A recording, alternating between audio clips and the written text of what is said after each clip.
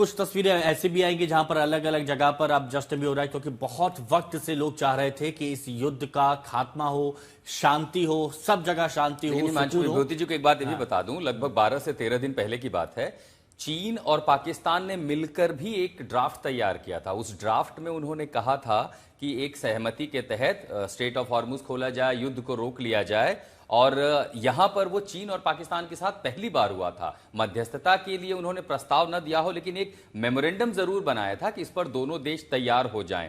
कितनी सच्चाई अशरफ इस बात में हो सकती है? विभूति जी, आपको रोकना चाहूंगा कि चीन की भी भूमिका इसमें हो, क्योंकि हमने दोनों का ज्वाइंट डिक्लेरेशन मेमोरेंडम देखा है। आशुतोष, इसमें कोई दोहराई नहीं है, चीन की भी बड़ी भूमिका है। और चीन एक अगर पैरेलल कहे अमेरिका के साथ सुपर पावर है। वो कल ही साफ हुआ कि जो प्रस्ताव बहरीन ने रखा था यूनाइटेड नेशंस में इस बात को लेकर कि स्ट्रेट ऑफ हार्मुज को किसी भी तरीके से खोला जाए, और उसका वीटो चीन ने किया, तो रूस ने भी फिर उस पर जो है वीटो किया। लेकिन चीन को लेकर जो है इस पूरे युद्ध में एक खेल जो उभरा था कि जो ईरान ने घोषणा की थी कि जो वो वसूली करेंगे, टैक्स लेंगे, टोल लेंगे, वो चाइनीज करेंसी में लेंगे। और वो एक कोशिश थी चाइना की तरफ से कि किस तरह से डॉलर की का जो वर्चस्व है वर्ल्ड इकोनॉमी में, उसको डेंट पहुंचाने के लिए क्या किया जाए।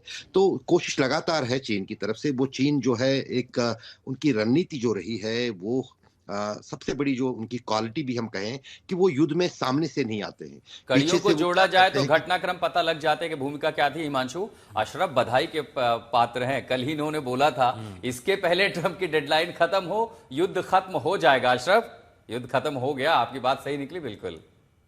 नहीं, बिल्कुल, वो तो पता ही था, क्योंकि अब इतने ट्रंप के स्टेटमेंट समझते हैं, और जिस अंदाज से दबाव था डोनाल्ड ट्रंप को लेकर, इस युद्ध को लेकर सबसे पहले उनके देश में, तो उन्हें किसी भी सूरत में इस युद्ध को खत्म करना था, भले ही उनको पहली बार जो है झुकना पड़े। लेकिन वो अभी आप देख लीजिएगा, अभी प्रेस कॉन्फ्रेंस जो डोनाल्ड ट्रंप की होने वाली है, उसमें सबसे पहले वो ऐलान जो है ट्रॉफी ले लेंगे। वो कहेंगे कि मैंने ये जीत लिया, जो हमें लक्ष्य थे वो कल से ही दरअसल उसका डोल पीटा जा रहा था। इजराइल की तरफ से भी और अमेरिका की तरफ से भी हमारे सभी गोल पिछले कई दिनों से अचीव हो चुके हैं। हमने सब कुछ वो हासिल किया जो हम करना चाहते थे, इसलिए हमने ये युद्ध जीत लिया। लेकिन हकीकत ये है कि ये युद्ध जो है कहीं ना कहीं जमीन पर जाकर ईरान ने इस तरह से जीता है कि उसने सभी जो एक्सपर्ट्स हैं, जो बड़ी बड़ी बातें करते हैं, 4 दिन ईरान टिक पाएगा, 2 दिन टिक पाएगा, तो ये चीजें जो है वो भी साफ हो गई हैं कि ईरान भी एक शक्ति है। और जो कल ट्वीट किया था, दरअसल उसने बहुत चिढ़ाया होगा कई सारे प्रो अमेरिकन लोगों को, कि उन्होंने कहा था कि अगर हम सभ्यता की बात करें, जिसको खत्म करने की बात अमेरिकी राष्ट्रपति करते हैं। अच्छा, आप अशरफ, आप हमारे साथ बने रहिए, क्योंकि इस दौरान एक बड़ी खबर आ रही है। वो बड़ी खबर भी यहाँ पर बताते रहे, और तस्वीरों के जरिए हम बताएंगे कि सीज फायर के बाद ईरान में कैसे जश्न मनाया जा रहा है। जश्न का माहौल है। ये तेहरान की सड़कों की तस्वीर है, और यहाँ पर महिलाएं, बुजुर्ग, सभी लोग आ गए। पूरी आवाम यहां पर आई है, सड़कों पर आई है, हाथ में ईरानी झंडे हैं और चेहरे पर खुशी है, जो पिछले कुछ वक्त से खुशी देखी नहीं जा रही थी, क्योंकि इतनी बमबारी हुई, इतने हमले हुए, कई लोगों की जान चली गई। अब लोग सड़कों पर आए हैं, जश्न भी मना रहे हैं, ईरानी झंडों के साथ ये सड़कों पर उतरे, और उनके चेहरे पर वो खुशी देखी जा रही है। चेहरे पर वो खुशी देखी जा रही है, एक सुकून देखा जा रहा है कि एक लंबी लड़ाई के बाद अब कुछ वक्त के लिए राहत हो। कुछ वक्त के लिए इसलिए कहा जा रहा है क्योंकि शर्तें हैं, शर्तें मानी जाएंगी, नहीं मानी जाएंगी, आगे ये सीज फायर जारी रहेगा, अस्थाई शांति स्थायी शांति में बदलेगी कि नहीं बदलेगी। लेकिन ये तस्वीरें क्या कुछ कह रही है? अशरफ, आपसे भी मैं बात करना चाहूंगा इन तस्वीरों पर। हिमांशु, ये तस्वीरें तो जाहिर है ये तो आनी ही थी, और ये कहीं ना कहीं जिस अंदाज से हम सुबह से बात कर रहे हैं कि इस युद्ध में अगर कुल मिलाकर देखा जाए तो ईरान की जीत हुई है। ईरान ने जो कहा वो उसने डिलीवर किया, चाहे फिर वो जवाबी कार्रवाई को लेकर जो उन्होंने बातें कही, जो उन्होंने कहा, और यहाँ तक कि उस पर वो 100% जो है पूरी तरह से सफल दिखे।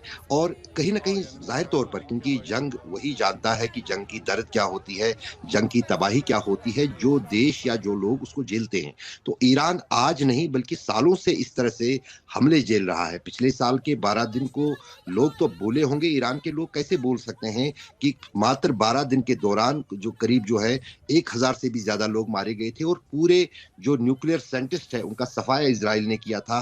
60 के करीब साइंटिस्ट जो हैं असैसिनेट किए थे। अब की बार भी इसी तरह कुछ हुआ है, लेकिन उसके बावजूद भी कल शाम की तस्वीरें जो आशुतोष दिखा रहे थे कि किस तरह से जो है लोग ईरान के अपने पावर प्रोजेक्ट्स की रक्षा के लिए ह्यूमन चेन बनाने के लिए रात भर निकले और खड़े वहां पर रहे। तो वो कहीं ना कहीं डेडिकेशन ईरानियों की दिखाता है, उनकी सभ्यता को दिखाता है, उनके उस चीज को दिखाता है जिसके लिए वो माने जाते हैं, जाने जाते हैं।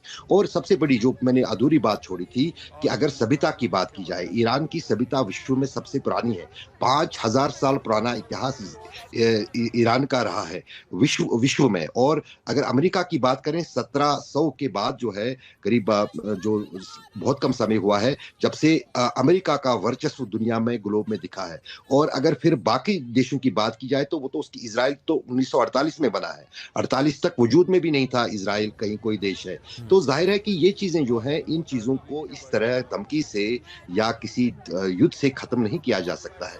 और तीसरी महत्वपूर्ण बात जो ये है कि ईरान ने इस युद्ध में बहुत कुछ अगर खोया भी है, बहुत कुछ हासिल भी किया है। शायद अगली बार अगर कोई भी अमेरिकी राष्ट्रपति या Israeli prime minister America Iran पर हमले की कोशिश करेगा, वो 50 बार सोचेगा क्या हासिल किया है। अशरफ, आपको वही बताता हूं, ईरान के सोशल मीडिया पर जो चैटर है वो क्या लिख रहे हैं कि जिस ईरान को अलेक्जेंडर जीत नहीं पाया उसे अमेरिका कैसे जीत सकता है। और उसी हौसले की तस्वीर इस समय तेहरान के स्क्वायर पर दिखाई दे रही है। ये जीत का जश्न इसलिए भी हिमांशु और अशरफ इसलिए देखा जाएगा क्योंकि उसके पास एयर डिफेंस सिस्टम नहीं था, उसकी मारक क्षमता, उसकी मिसाइलें थी। उसने 80 के दशक से इस मोज़ैक वॉरफेयर की अपनी तैयारी की थी और ये हमला ईरान ने शुरू नहीं किया था। ये हमला ईरान पर हुआ था, उसने जवाबी कार्रवाई की, जवाबी कार्रवाई अपने पड़ोसियों पर भी की, ये कहते हुए कि अगर आपकी जमीन का इस्तेमाल होगा तो हम छोड़ेंगे तो नहीं। और उसके बाद जाकर के सीज फायर का ऐलान भी हुआ है अमेरिका की ओर से, मध्यस्थता पाकिस्तान की ओर से। और जियोपॉलिटिकल ऑर्डर में अगर देखेंगे तो इसीलिए ईरान के लोग इसे जीत ही तो मान रहे हैं कि जो युद्ध करने आया था वही पीछे हिटा है। अब आगे शर्तें क्या होंगी, क्या नहीं होंगी, कहां तक इसका अंजाम क्या होगा, लेकिन जश्न का आगाज तेहरान की सड़कों पर हो चुका है और इसीलिए वो तस्वीरें हम तेहरान के इस स्क्वायर पर देख रहे हैं।